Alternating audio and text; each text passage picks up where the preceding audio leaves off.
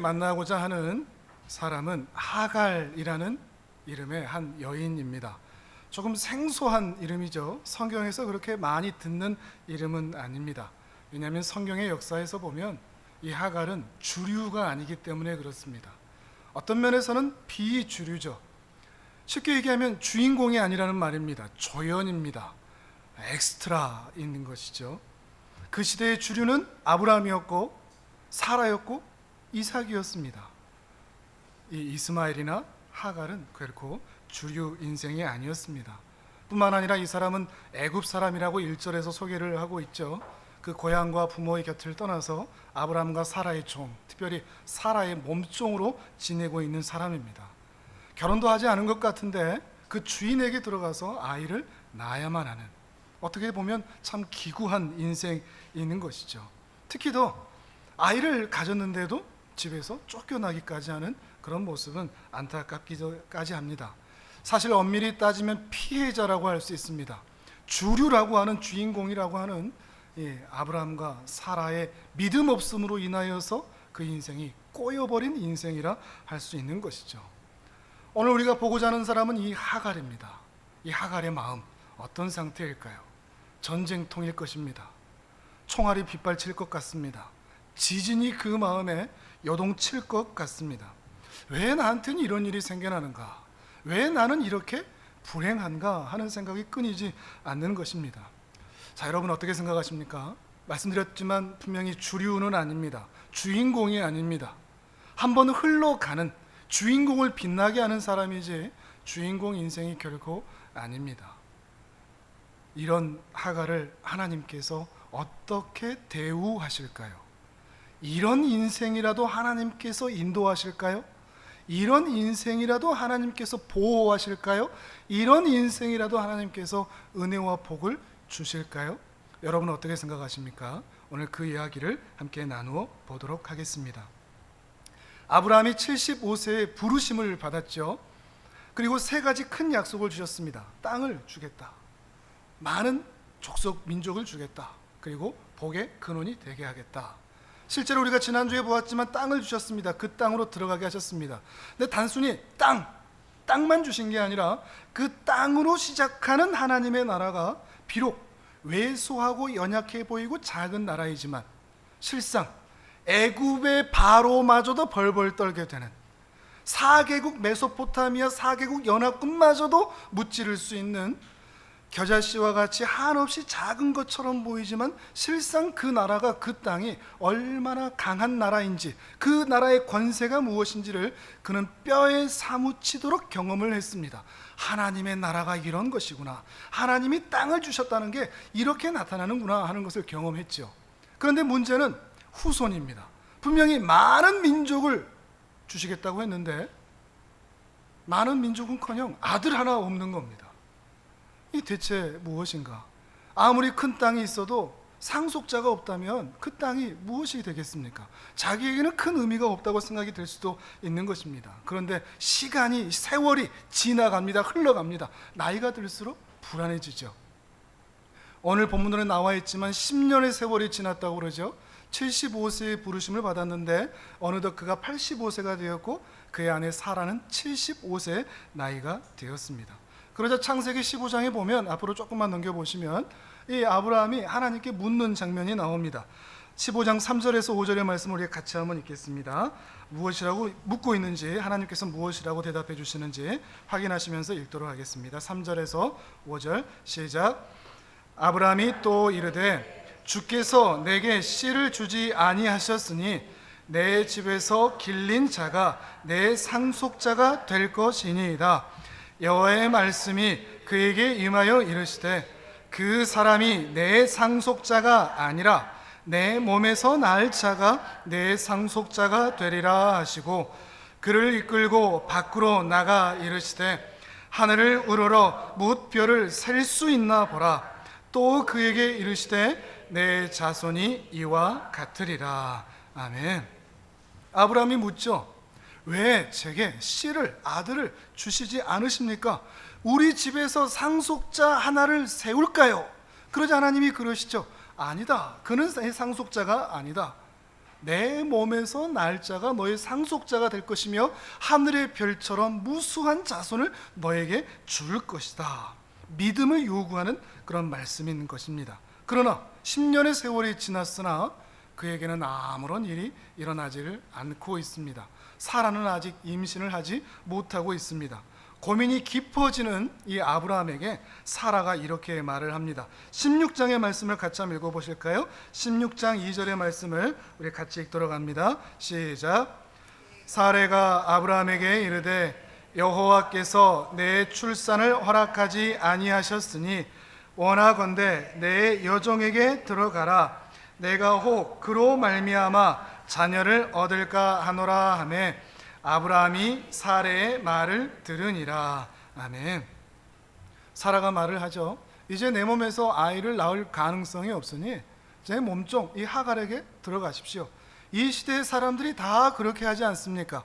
이 시대의 사람들도 다 그렇게 하는데 우리도 그렇게 하는 것이 무엇이 문제겠습니까? 어차피 당신 치 아니겠습니까? 어차피 당신의 아들 아니겠습니까? 이것이 또한 하나님의 뜻이 아닐지 어떻게 압니까? 이야기를 하자 아브라함도 그 말에 동의가 되었던 것 같습니다. 그리고 아브라함이 이 자신의 몸종 하갈을 사라의 몸종 하갈에게 들어가서 그가 잠을 자게 합니다. 그래서 열매가 맺지요. 그 아들의 이름이 바로 이스마엘입니다. 문제는 이 몸종 하갈, 우리가 드디어 만나게 되는 이 하갈입니다. 이 하갈이 이제 아이를 갖게 되죠. 헛구역질을 하고 입덧을 시작하면서 어떤 일을 하게 됩니까? 조강지처인 이 사라를 박박 긁기 시작하는 거죠. 멸시하기 시작하는 겁니다. 4절의 말씀을 같이 한번 읽어보실까요? 시작. 아브라함이 하갈과 동침하였더니 하갈이 임신하매 그가 자기의 임신함을 알고 그의 여주인을 멸시한지라. 아멘. 하갈의 마음이 조금 느껴지긴 하시죠. 내가 이제 가졌다. 나는 가졌는데 당신은 임신도 못하지. 이런 마음이었을 것이 분명합니다. 근데 또 사라 입장에서는 종 주제에 아이를 가졌다고 자신을 멸시하는 것 때문에 또 학대하기를 시작하는 겁니다. 어떤 일이 있었겠습니까? 이 장막에 아브라함이 그 샌드위치처럼 그 중간에 딱 있고 이 두 여인이 싸우는데 티격태격 싸우는데 아브라함은 분명 죽고 싶은 그런 마음이 들었을지도 모르겠습니다. 그런데 이 두 여자 사이의 전쟁은 아무래도 사라 쪽으로 조금 더 기울었던 것 같습니다. 5절과 6절의 말씀을 또 같이 읽습니다. 시작. 사레가 아브라함에게 이르되 내가 받는 모욕은 당신이 받아야 옳도다. 내가 나의 여종을 당신의 품에 두었거늘 그가 자기의 임신함을 알고 나를 멸시하니 당신과 나 사이에 여호와께서 판단하시기를 원하노라.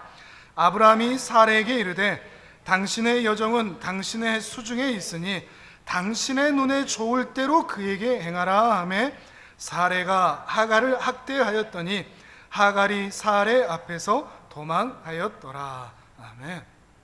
남편이 편 들어주니까 사라가 조금 더 힘을 내서 이 전투를 했던 것 같습니다. 그리고 멸시하고 학대를 합니다. 어느 정도의 학대죠? 이 뱃속에 아이가 있으니 몇 달만 참으면 신세가 달라질 수 있는데 그것을 참을 수 없이 도망칠 수밖에 없을 만큼의 학대일 것입니다. 결국 이 하갈이 도망치고 말죠. 아마도 친정에 있는 이집트로 애굽으로 돌아가는 길이었을 것 같습니다. 하갈의 마음이 한번 되어보시죠. 어떨까요? 가는 길에 그냥 룰루랄라 웃으면서 갔겠습니까? 복받치는 감정, 서러운 감정. 이 가나안 땅에서 애굽 땅으로 가는 그 광야를 지나려면 여인 혼자 지나가는 것이 쉽지가 않습니다. 도적들을 만날 수도 있고 과연 돌아갈 수 있을까 이런 불안감이 있을 수도 있죠. 또 심리적인 불안감, 내 인생은 왜 이런가? 내 인생은 왜 이렇게 불안한가? 내 인생은 왜 이렇게 꼬이는가? 하는 여러 가지 생각들 때문에 마음이 매우 힘들었을 것입니다. 또 한편으로는 후회도 되었을지도 모르겠습니다. 그때 조금만 더 겸손할 걸. 이런 복잡한 감정이 이 하갈의 마음에 지진 치듯 지진이 일어나듯 그 마음을 뒤흔들고 있습니다.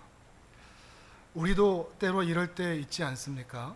내 인생은 왜 이런가? 주류도 아닌 비주류 같은, 누군가의 엑스트라 같은, 누군가의 조형 같은, 누군가를 빛나기 위해 살아가는 존재 같은, 내 인생이 늘 꼬이고 아프고 괴롭고 외롭고 불안하고 어둡고 하는 일들의 연속인 것 같은, 그래서 어디로 가야 될지, 어떻게 살아야 될지 도무지 알 수가 없는, 마치 광야 위에 서 있는 이 하갈 같은 심정이 우리의 삶에서도 자주 만나는 것입니다.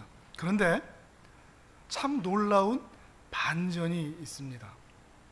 이 하갈에게 무슨 일이 있었는지 다시 아브라함과 사라가 있는 그 집으로 돌아가는 겁니다.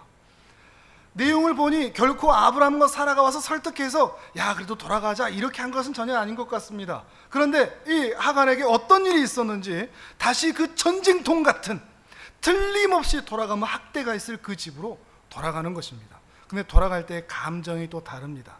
불안하고 어둡고 낙심하는 감정이 아니라 돌아갈 때는 그래도 이전보다 소망이 있고 꿈이 있는, 희망이 있는 마음으로 돌아가는 것이죠. 도대체 무슨 일이 있었던 것일까요? 어떤 일이 이 하갈에게 있었죠? 이 변화의 중심에는 하갈이 누구를 만난 사건이 있습니까? 하나님을 만난 사건이 있죠. 여호와의 사자가, 7절에 그러죠. 여호와의 사자가 그 샘 곁에 이 하갈을 찾아오셨다는 것이죠. 한 사람이 하나님을 만난다 하는 것이 이렇게 중요한 것입니다. 우리 인생은 하나님을 만나기 전과 이후로 구분이 될 수 있습니다. 하나님을 만나기 전과 이후는 다를 수밖에 없습니다. 하나님을 만났는데 내 인생의 이전과 이후가 별로 차이가 없다, 그러면 그것은 어쩌면 하나님을 안 만난 것일 수도 있습니다. 하나님을 정말로 만났다면 그 인생은 변화를 얻을 수가 있는 것이죠. 다만 이 하나님을 만났다는 것을 예배 드리고 있다,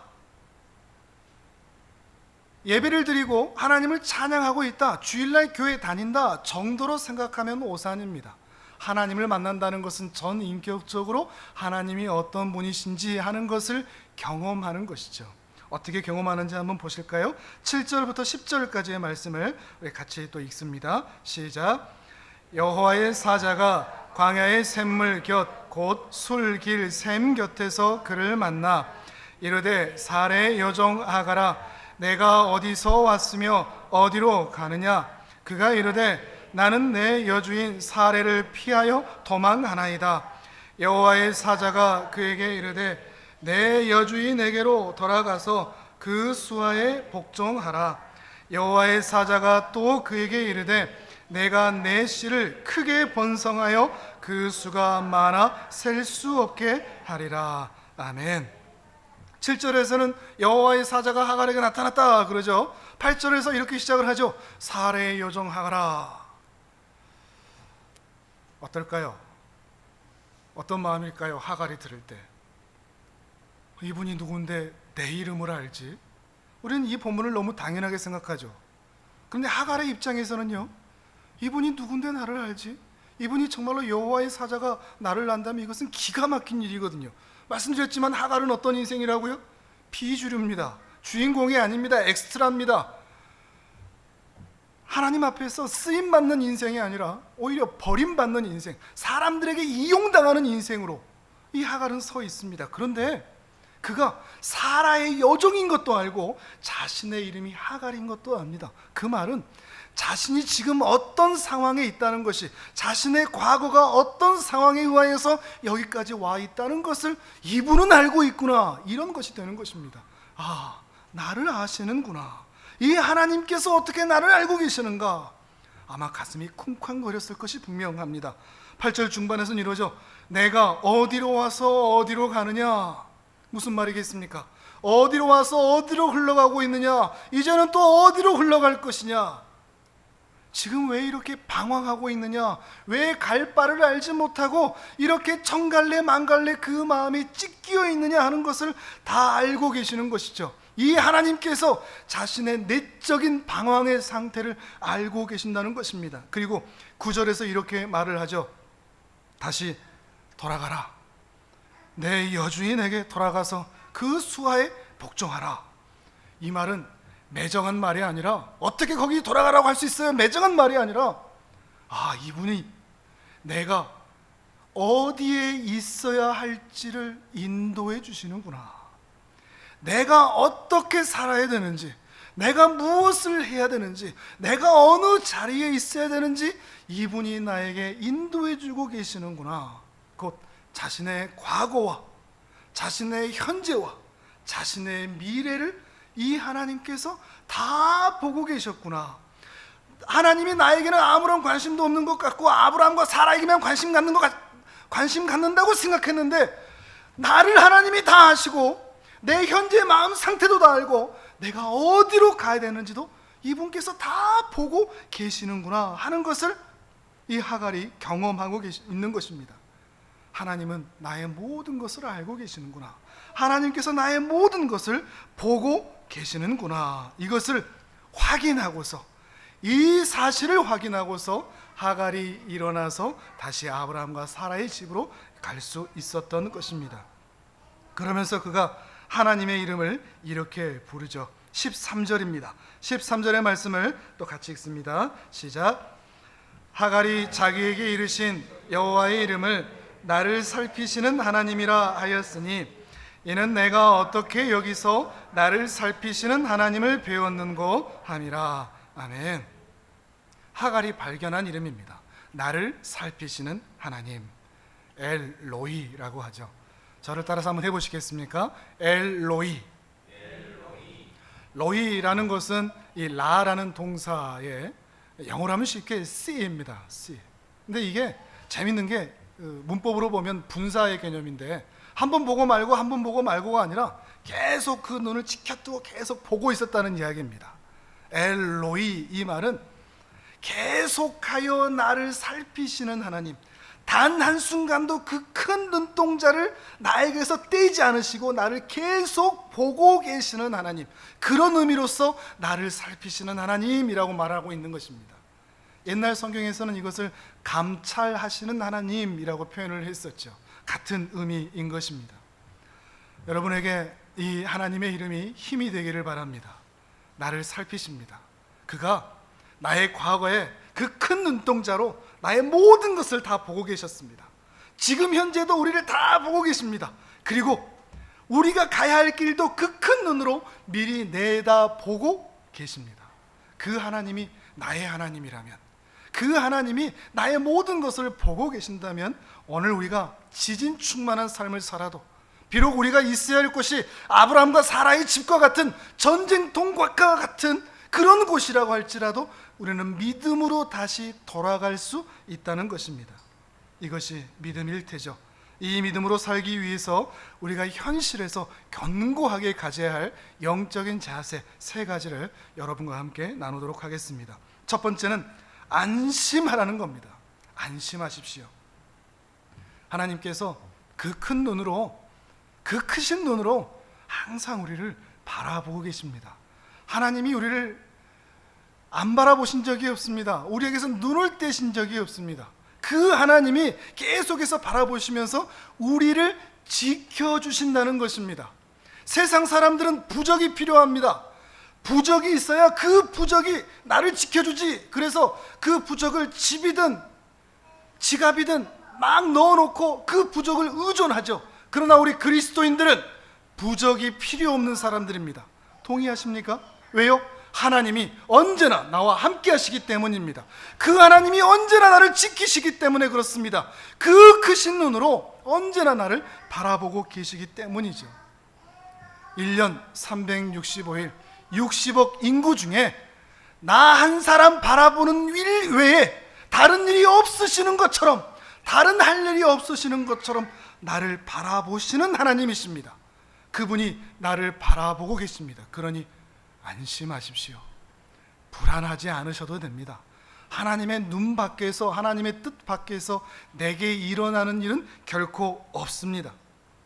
엄마들이 설거지할 때 분명히 설거지를 하고 있고 눈은 수세미와 그릇을 향해 있는데 아이들이 뭐 하는지 다 알죠.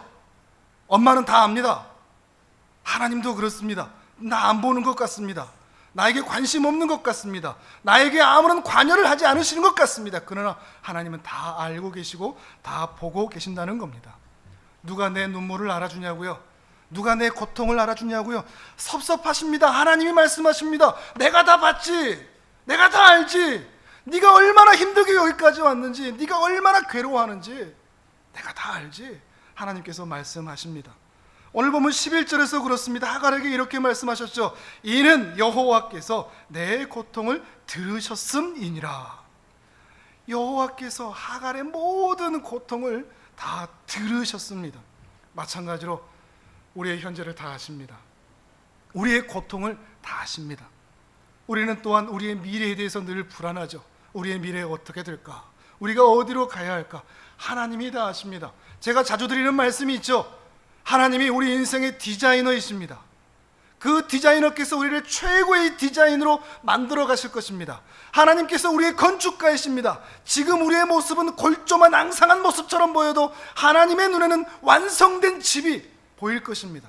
우리는 비록 우리의 모습을 볼 수 없으나 하나님께서는 최고의 디자이너, 최고의 작가로서 우리의 인생을 써내려 가고 계시다는 것을 우리가 믿음으로 바라볼 수 있는가 하는 것입니다.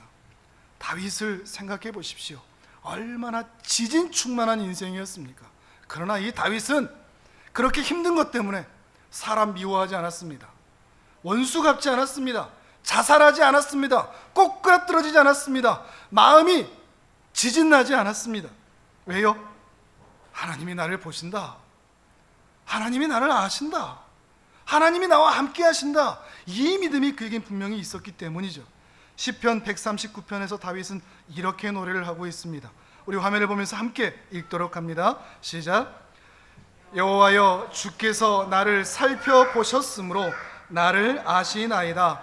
주께서 내가 앉고 일어섬을 아시고 멀리서도 나의 생각을 밝히 아시오며 나의 모든 길과 내가 눕는 것을 살펴보셨으므로 나의 모든 행위를 익히 아시오니 여호와여, 내 혀의 말을 알지 못하시는 것이 하나도 없으시니이다. 아멘.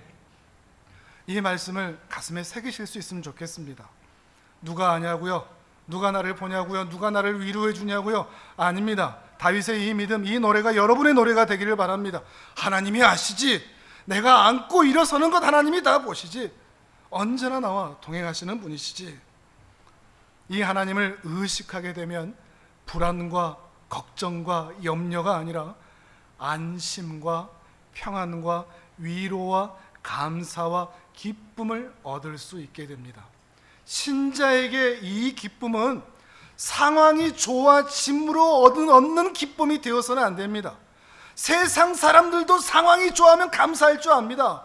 세상 사람들도 상황이 좋아지면 기뻐할 줄 압니다. 그러나 그리스도인도 똑같이 그렇게 돼서는 안 되겠죠. 상황이 여전하나 주님이 나를 아신다. 그것 때문에 우리는 미리 기뻐할 수 있는 것이죠. 미리 감사할 수 있는 것입니다. 그러니 안심하십시오. 하나님이 여러분과 함께 하십니다. 두 번째입니다. 조심해야 합니다. 하나님이 나를 바라보고 계신다. 이것은 그 큰 눈으로 우리를 바라보고 계실 때 한편으로는 안심이 되지만 한편으로 상상을 해보십시오. 그 큰 눈으로 나의 모든 것을 다 보고 계신다. 두렵지 않습니까? 엄청난 긴장이 되죠. 옛날에 그런 영화 있었지 않습니까? 나는 내가 지난 여름에 한 일을 알고 있다. 무섭죠? 그런데 하나님이 우리를 이렇게 지켜보신다. 이것은 단속 경찰관들이 죄를 짓나 안 짓나 보듯이 이렇게 맨으로 보는 게 아닙니다. 하나님이 우리를 그렇게 바라보신다는 것은 사랑의 눈으로 바라보시는 거죠. 하나님이 우리를 바라보신다 하는 것들을 우리가 의식할 때 오히려 우리에게 기회가 될 수 있는데 그 눈동자를 민망하게 만들지 않기 위해서 죄를 피할 수 있는 기회가 됩니다. 아, 무섭다. 두려움의 감정을 가질 게 아니라 하나님이 나를 바라보고 계시니 그 사랑과 은혜의 눈동자로 나를 바라보고 계시니 내 손을 조심해야지. 내 발이 가는 곳을 조심해야지. 내 눈이 바라보는 것을 조심해야지. 내 입이 말하는 것을 조심해야지. 왜요? 하나님이 옆에서 무슨 말 하나? 무엇을 보고 있나? 그 손으로 무엇을 하나? 다 보고 계시기 때문이죠. 우리에겐 오히려 기회가 될 수 있는 것입니다. 하나님께서 보고 계시니 모든 것을 조심하며 살 수 있게 된다는 것이죠. 이렇게 하나님을 대하는 신자의 자세를 경외함이라고 표현을 합니다. 두렵고 떨리는 마음으로 하나님을 대하고 그 앞에서 말하고 행동하는 것입니다. 그런데 우리 시대는 이 하나님을 경외하는 것을 너무나 잃어버린 것 같습니다. 우리가 사람을 만날 때도 그렇지 않습니까? 정말로 조심스러운 분, 존경하는 분 만날 때 말을 함부로 합니까? 옷을 마음대로 입고 갑니까?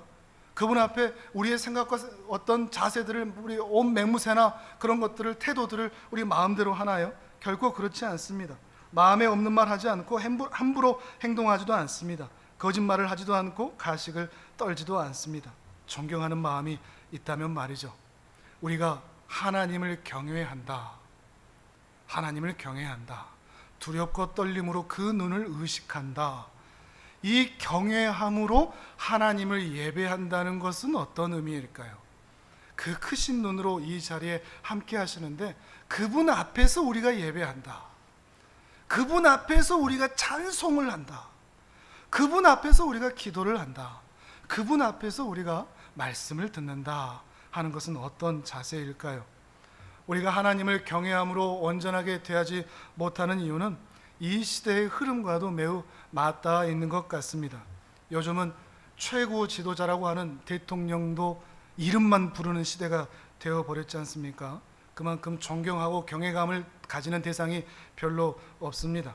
누군가를 존경한다, 다른 사람을 존중한다, 이런 의미도 이 시대는 많이 희미해져 버렸습니다. 왜냐하면 다 자기가 최고고 자기만 존중을 받아야 되기 때문이죠. 다른 사람을 나보다 낮게 여기는 것이 아니라 다른 사람을 나보다 낮게 여기는 시대가 되었기 때문이죠. 이런 사회의 전반적인 흐름이 우리 신자에게는 침투하지 않았으면 좋겠습니다. 세상이 그렇게 존중하지 않고 권위를 인정하지 않는 시대가 되었다고 할지라도 우리 신자는 존중할 사람들을 존중하고 존경할 사람들을 존경하며 하나님을 경외함으로 우리는 365일 24시간을 살아야 할 사람들이라는 것입니다. 모세가 불붙은 떨기나무 앞에서 하나님을 만났을 때 하나님께서 이런 말씀을 하셨죠. 출애굽기 3장 5절의 말씀입니다. 우리 화면을 보면서 함께 읽습니다. 시작. 하나님이 이르시되 이리로 가까이 오지 말라. 내가 선 곳은 거룩한 땅이니 내 발에서 신을 벗으라. 아멘. 이렇게 말씀하신 하나님의 의도를 아는 것이 중요할 것입니다. 하나님이 그 앞에 있다는 것을 의식하며 살 때 신자가 가져야 할 그 마음의 자세가 무엇일까 하는 것이죠. 그러나 오늘날 교회는 심각하게 하나님에 대한 이 경외함을 상실해 버렸습니다. 불과 몇십 년 전만 해도 이런 경외함들이 나타났었습니다. 예배에 대한 이런 경외함이 분명히 있었습니다. 물론 미신적인 요소들, 우상 숭배적인 요소들도 분명히 있었습니다. 성경에는 낙서하지 마라, 밑줄도 치지 마라, 예배당에 들어오면 가장 먼저 예배하고 강단에는 함부로 올라오지 마라, 목사에 대해서 함부로 행동하지 마라. 물론 미신적인 요소들이 분명히 있었고 그것이 우상 숭배적인 요소들도 있었습니다. 그런데 적어도 그때는 하나님에 대한 경외함이 있었습니다. 왜 그렇게 행동했죠? 하나님에 대한 경외함 때문이죠. 하나님을 깊이 의식했기 때문입니다. 그런데 이 시대는 그 의미를 상실해 버렸다는 것입니다. 주일에 전혀 준비 없이 너무나 편안하게 예배당에 나아옵니다. 옷도 대충 걸치고 나아옵니다. 늦게 나오기도 합니다. 예배 시간에 스마트폰을 보기도 하고요. 아이들이 예배 시간에 막 떠드는데 카페 온 것처럼 아이들이 막 뛰어놀아도 부모들은 아무런 행동을 하지 않습니다. 이전에 어떤 분을 예배 시간에 찬양 인도하는 시간, 전도사 시절이었는데 찬양 인도를 이렇게 하고 있는데 아이가 조금 늦둥이였습니다. 아이를 참 사랑했고 교회적으로도 이 아이를 참 귀여워했습니다. 그런데 이 찬양 인도를 이제 시작을 하고 이렇게 드럼 치고 이렇게 피아노 치고 이렇게 하고 있는데 이 엄마가 아이를 딱 끌어안고 나오더니 이 드럼 옆에 서서 이게 드럼이야? 그러면서 드럼을 막 치는 겁니다. 이게 피아노야? 그러면서 피아노를 가리키는 거죠. 자식을 사랑하는 마음은 정말 크죠. 그러나 하나님에 대한 경외함은 전혀 없는 것입니다. 여러분 조심해야 됩니다. 우리는 하나님 눈앞에 있습니다. 하나님이 그 크신 눈으로 우리를 어디에서나 보고 계십니다. 그것은 우리로 하여금 두려움과 공포심을 조장하는 것이 아니라 우리로 하여금 조심하게 만드는 것이죠. 우리의 손과 발을, 우리의 눈과 귀를 조심하도록 만드는 것입니다. 우리가 다른 사람 다 속일 수 있지만 절대 속일 수 없는 분이 있습니다. 하나님은 결코 속일 수 없는 것이죠. 우리가 이전에야 그렇게 살았더라도 이제 우리가 하나님을 정말로 만났고 하나님을 안다면 하나님을 모르던 때처럼 살아서는 안 될 것 아니겠습니까? 하나님이 보고 계신다, 이 의식을 늘 가지고 사시기를 바랍니다. 그러면 죄에 대한 유혹을 받을 때마다 그 죄를 이겨낼 수가 있습니다. 하나님이 보고 계신다, 그러니 마땅히 내 손과 발과 눈과 귀를 조심해야지, 이런 마음을 가질 수가 있게 되는 것이죠. 언제 어디서나 이런 두렵고 떨림으로 하나님을 경외하며 사시는 은혜가 있기를 바랍니다. 세 번째입니다. 그 눈에 감사하시길 바랍니다. 우리를 바라보시는 그 눈, 이 눈에 감사하셔야 됩니다. 왜 그런가 하면 이렇게 조심하자고 이렇게 말을 하는데 제가 죄를 안 지을까요? 그렇게 조심하자고 제가 이렇게 떠들지만 제가 죄를 안 지을까요? 어쩌면 제가 여러분들보다 더 많은 죄를 지으며 살아갈 수도 있습니다. 근데 놀라운 것은 나를 바라보시는 그 눈을 돌려버리지 않으신다는 겁니다. 에이, 난 너 포기하련다, 이러시지 않는 겁니다. 날마다 죄를 짓는데, 날마다 넘어지는데, 날마다 앓는 소리 하는데, 날마다 하나님에 대한 불순종의 마음으로 살아가는데 하나님께서 그 눈을 돌리지 않으시는 것입니다. 그리고 기대감을 가지시는 거죠. 언젠가는 기저귀를 뗄 때가 오겠지, 언젠가는 걸음마를 할 때가 오겠지, 언젠가는 나를 향해서 진심으로 아버지라, 아빠 불러줄 때가 있겠지, 그런 마음으로 우리를 계속하여 살펴보고 계신다는 것입니다. 그 눈에 감사하시기를 바랍니다. 끊임없는 인내와 기대로 자식을 기다려주시는 엄마의 눈처럼 하나님께서 저와 여러분을 바라보고 계신다는 것에 우리는 감사할 수밖에 없는 것입니다. 비록 우리의 인생이 이 세상에서 주인공은 아닙니다. 주류가 아닌 것 같죠. 비주류처럼 보이죠. 세상이 돌아가는데 우리는 그냥 조연처럼 나나 있다가 없어져도 누가 나 기억해 주지 않을 것 같은 그런 연약한 마음으로 우리는 살아갑니다. 그런데 하나님 나라에서 이렇게 멀었던 하갈, 하나님의 그 은혜의 역사에서 멀었던 이 하갈조차도 하나님께서 이렇게 사랑하신다면 그 은혜의 역사의 중심 가운데 있는 우리를 하나님께서는 사랑하지 않겠습니까? 하나님의 아들이요, 하나님의 딸인 우리를 하갈에게 하신 그 사랑 그 이상으로 우리를 사랑해 주지 않으시겠습니까? 예수 그리스도 그분의 십자가의 은혜로 우리를 구원하여 주셨고 건져 주셨고 우리를 가장 복된 길로 인도해 주고 계시다는 것을 믿음으로 바라볼 수 있겠습니까? 그 눈이 나의 모든 과거를 다 보셨고 나의 현재도 보고 계시며 앞으로 우리가 살아갈 길도 미리 내다보시면서 우리를 인도해 가시고 계시다는 것을 믿는다면 우리는 어제보다 조금 더 덜 불안하고 덜 낙심하고 꿈과 소망과 희망을 가지고 전쟁통 같은 그곳을 향하여 우리는 다시 나아갈 수 있을 줄을 믿습니다. 이 하나님을 의식하며 살아가시는 복된 주의 자녀들 되시기를 주님의 이름으로 축복합니다. 아멘.